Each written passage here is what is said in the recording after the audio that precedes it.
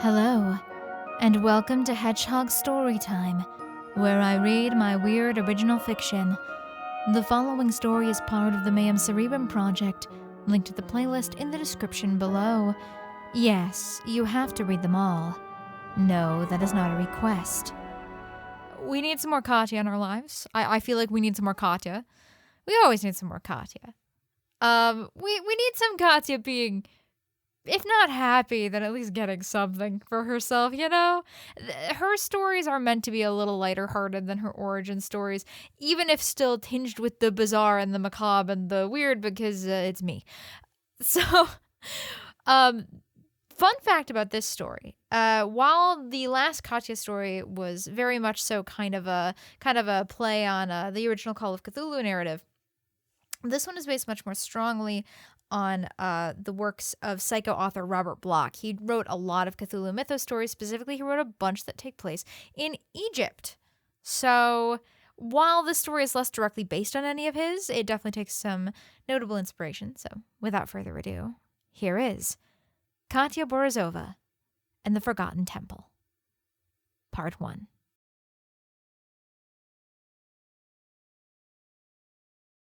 The air is stale, so much so that it sits on his tongue. He is somewhere deep, somewhere that hasn't been touched in a very long time.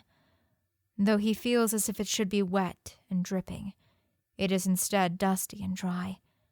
That dust floats through the air so thickly that even in the dark he can almost see it, a thin haze over everything. He is alone, though he feels he shouldn't be, at least for a moment, until the whispering begins. It's that phrase again, over and over, chanted like a prayer. Except this time, it has a source, a direction. Stumbling through the dark, he makes his way towards the sound, though every fiber of his flesh is screaming to turn around. He must find it, must stop the whispering. And then, there it is. An object mounted on the wall, molded into the very stone itself. He has no light, so he squints to see just what exactly it is. A large bump jostled Simon awake. He blinked a little, looking around. Bumping along like this was very disorienting, not to mention the uncanny nature of the entirely flat desert surrounding them for miles in every direction. Still, after a minute, he remembered where he was, and tugging at his collar, remembered the heat. Simon hated the heat. It wasn't for any particular reason, he just didn't like the discomfort that came from being too warm. On the other hand, despite her Eastern European heritage, Katya seemed perfectly content with the scalding desert sun. She was practically kicking her feet in excitement from her spot next to him in the back of the buggy. The last 24 hours had not been very pleasant for Simon. It had all started a few weeks ago when Katya had received a telegram from Professor Engel. "Made great discovery, stop!" It read, "Comes soon, stop! Brings the dreamer, stop!" Of course, Katya had then read the telegram to him, and only a few days later, 2 plane tickets had arrived by mail. They were to fly across the Atlantic, landing in Paris, before taking a train onward to Cairo. What was Simon to do? The tickets were already purchased, and he had no good excuses. Besides, the professor had asked for him specifically, so maybe he had some new information about his dreams. "It will be a fun adventure," Katya had beamed. Simon wasn't, by nature, really the adventurous type, but he supposed he'd just have to put up with it. He'd never been on an airplane before. Usually it was prohibitively expensive, and so he'd had no idea what to expect. As it turned out, many numerous hours of turbulence in an incredibly uncomfortable seat. Katya somehow slept through more than half of it. At least she was well rested. Simon didn't even really remember Paris, he'd been so exhausted. And then he'd woken up a few hours later on the train. That had given him a small chance to recuperate before they made it to Cairo. They'd checked into their hotel, been picked up by a driver who said in broken English that he'd take them to Engel, and now here they were, boiling alive in the middle of the desert. So far, adventure wasn't all it was cracked up to be. "Oh, you're awake," Katya commented. "Your mouth was a little open, so I was considering seeing how well your gag reflex would work while you were asleep, but you woke up before I could get the chance." "I don't think it would make much difference." He laughed nervously. Katya was a real doll, but sometimes he couldn't tell whether the outrageous statements she made were jokes or not. She scrunched her face in delight at his reaction. "A claim with no basis," she giggled. "You can't really say something like that until you try it, yes?" "I think I'm better off not really knowing." "Oh, that reminds me. How's your sleep been lately?" Of course, she was referring to his dreams. He hadn't been lying to her, at least not at first. For a good while after the whole affair in Lowellham, he'd gotten the best sleep he'd had in ages. And yet, the day those plane tickets had arrived, he'd had another restless night. It didn't seem like these ones were quite as bad. Simon had had no desire to construct a terrible canvas in a deranged stupor. But again, it had been the same dream he'd just had every night since, even if he couldn't quite remember what it was about. Simon hadn't told Katya yet. He didn't want to worry her. Also, he didn't want it to seem like all her hard work had gone to waste. And besides, it wasn't like this one had him creating nightmare art or passing out, so maybe it was just that. A dream. He didn't want to worry her over nothing. Simon didn't even know why he was thinking so hard about this. He and Katya were friends, of course, but it wasn't like she had any personal investment in him. As well as sleep can go, I guess. He shrugged. Still, investigator at heart that she was, she pressed. "No more dreams?" He hesitated. He could dodge the question all he liked, but he didn't want to lie to her. "Well," he began, but before he had to say anything else, a great stone cliff appeared on the horizon, and the driver informed them that that was their destination.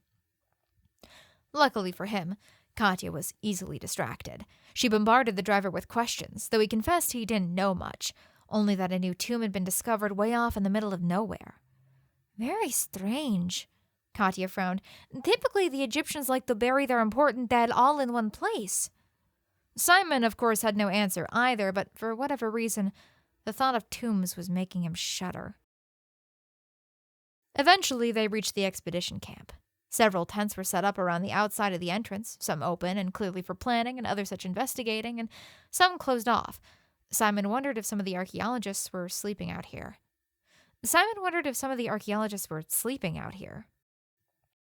As soon as he saw them, an older man with a bushy beard waved them over to where he stood hunched over a table.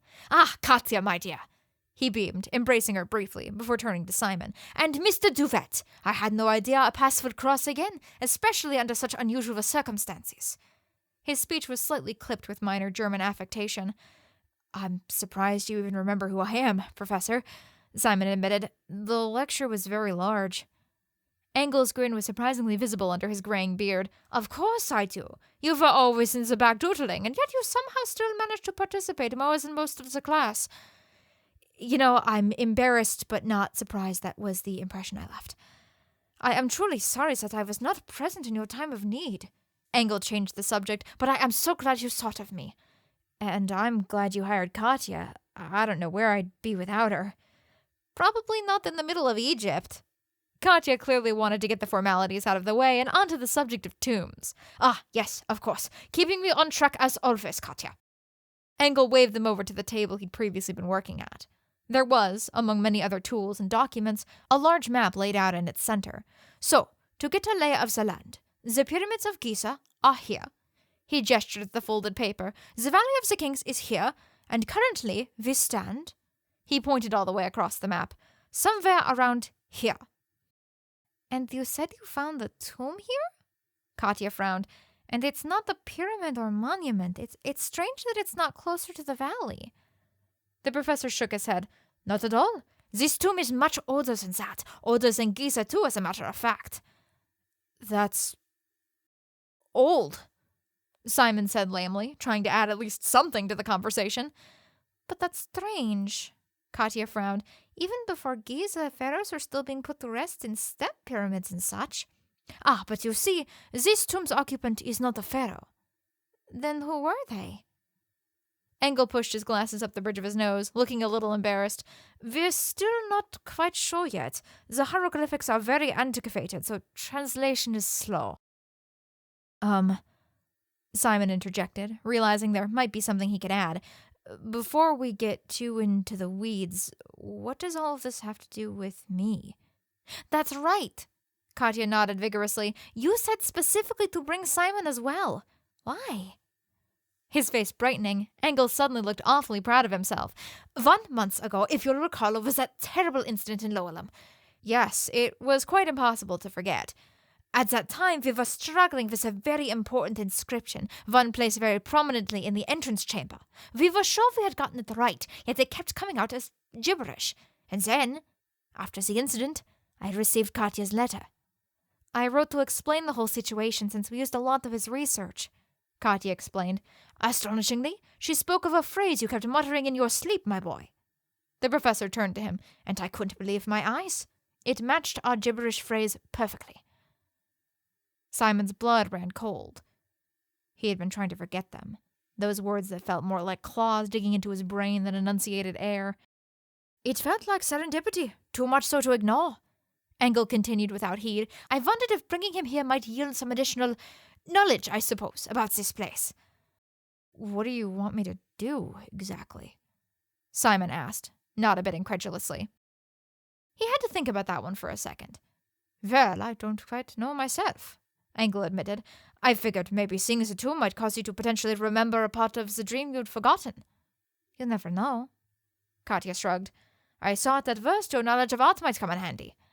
And we've got a wonderful vacation out of it. Katya's smile was very broad. Internally, Simon sighed. Nothing about this trip had been wonderful so far, but now that he was here, what could be the harm? So we can see the tomb now, right? Katya asked, her eyes aglow. Of course, of course. Engel was nearly as excited as she was. After equipping them both with electric lamps, he led them through the camp. Crates full of excavating tools and other equipment were scattered everywhere, and various persons bustled about, cleaning and examining artifacts or engaging in logistical debates. But past all that emerged from the cliff face a hole, more like a gaping maw. Part of a curved design still remained above the entrance that they'd already chiseled through. Simon shuddered a bit. It felt as if they'd blown wide a door that was never supposed to be opened again. Foreboding was the word he was looking for. Beyond the precipice, what seemed to him like pure darkness stretched out as if looking to swallow him whole. He didn't know where the verbose descriptions were coming from. He wasn't much of a poet. Still, it wasn't a pleasant feeling.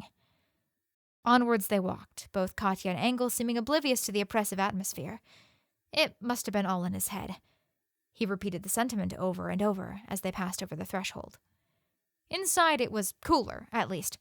Much cooler. Any other time, Simon would have probably found it comforting. There was enough light from the outside that they didn't need the lanterns quite yet, but he still blinked furiously as his eyes took a minute to adjust.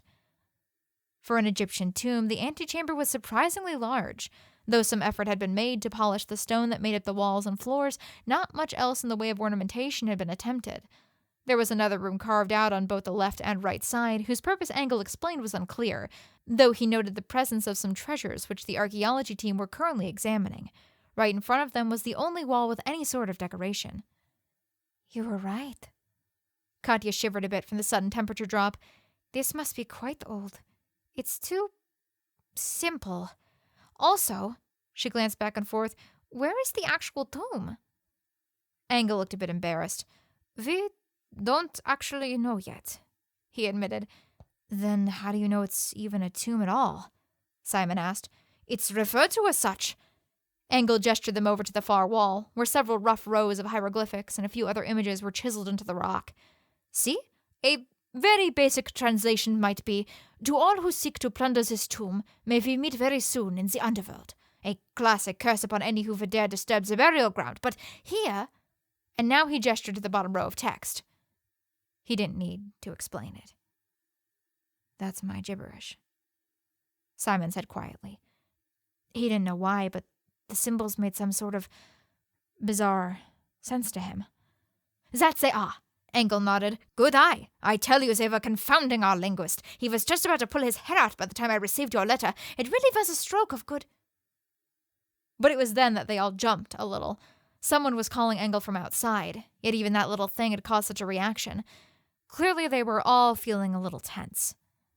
Engel went to see who it was, only to turn back and sigh. This may take a while. Please feel free to look around the tomb and the camp. I'll catch up with you soon. Katya wandered over to one of the rooms, but for a minute, Simon stayed near the wall. Absent-mindedly, he ran his hand over the carvings. Yes, Osmic. He muttered. He muttered it a few times. Why did he feel like he was forgetting something? He had to take a step away. Maybe it was the warm weather or the ancient dusty air, but his head was beginning to pound. Simon, did you see? Katya scooted back into the room, only to stop abruptly. Her mouth fell open. What? Simon asked, and she pointed behind him. He turned, and for a moment, didn't quite know what he was seeing. There hadn't been any sound, or even motion for that matter. Yet right where the wall used to be, there was now an opening, with a whole other chamber inside. I didn't do anything, Simon said immediately. Katya glanced back and forth between him and the aperture. Then she sighed and clicked on her lantern. What are you doing? Simon asked as she stepped inside. Shouldn't we wait for the professor? He said we could go wherever we liked, she stated before whipping back around to glare at him. You weren't lying to me earlier, were you? About what? About your dreams. He opened his mouth, searching for some excuse, but just sighed. Yes. Then you're going to tell me all about it on the way. On the way? He asked, following behind her. On the way down, of course. She shined the lantern ahead of them, only to reveal a spiral staircase of sorts carved into the rock and circling down, around, and out of sight. It felt to Simon like there was something awful emanating from that abyss, something nauseating and vile. Yet at the same time, that same something was beckoning to him. And so he followed after Katya. It sounded an awful lot like the voice from his dreams.